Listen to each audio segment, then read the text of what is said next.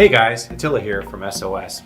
Last week, US regulators denied yet another request by China Mobile to operate in the US market and provide international telecommunications services. Why, you ask? The Federal Communications Commission, otherwise known as the FCC, they felt that the company's ties to the Chinese government pose a national security risk. The FCC said that because of China Mobile USA's ownership and control by the Chinese government, this allowing them into the US market would raise substantial and serious national security and law enforcement risks.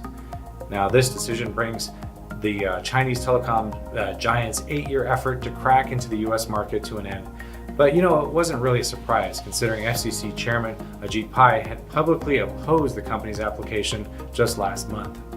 Now, China Mobile, they're the world's largest mobile operator, and they have about 930 million customers as of February of this year, and they control about 70% of China's mobile market.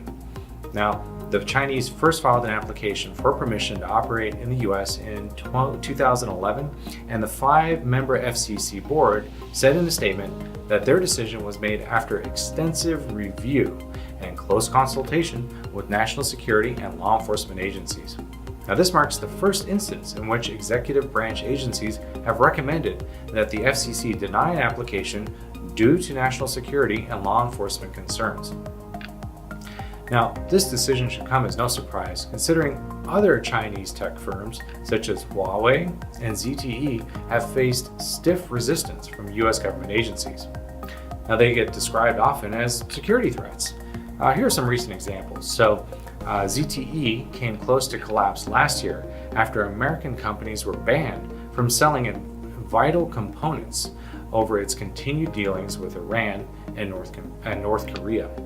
Federal authorities, they unveiled sweeping charges against Huawei in January, just a few months ago, for allegedly stealing technology and violating US sanctions on Iran. Now, Huawei has been under scrutiny. It faces a kind of a global campaign to blacklist Huawei over espionage fears and all these other bad things.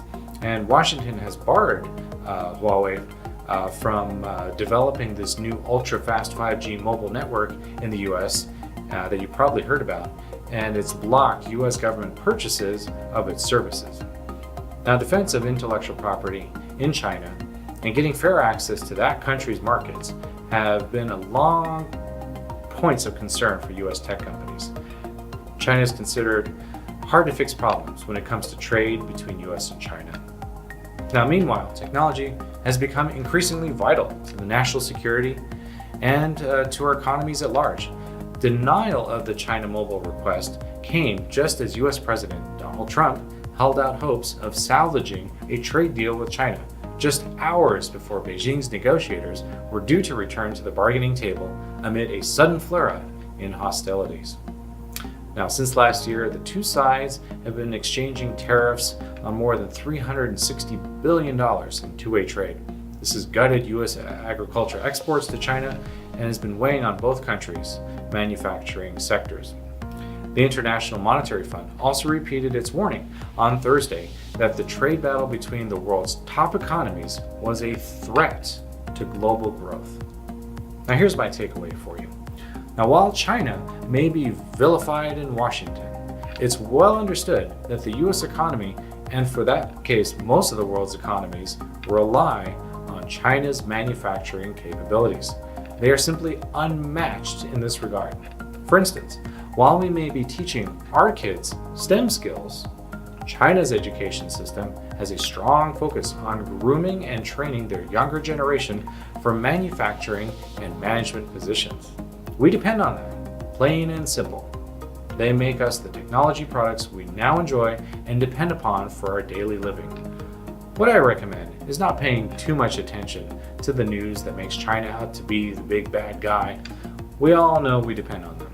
Let our tax dollars go to work, employing those in public office to sort out any misunderstandings on our behalf so that we can go out and live our daily lives. I hope this has been helpful and informative.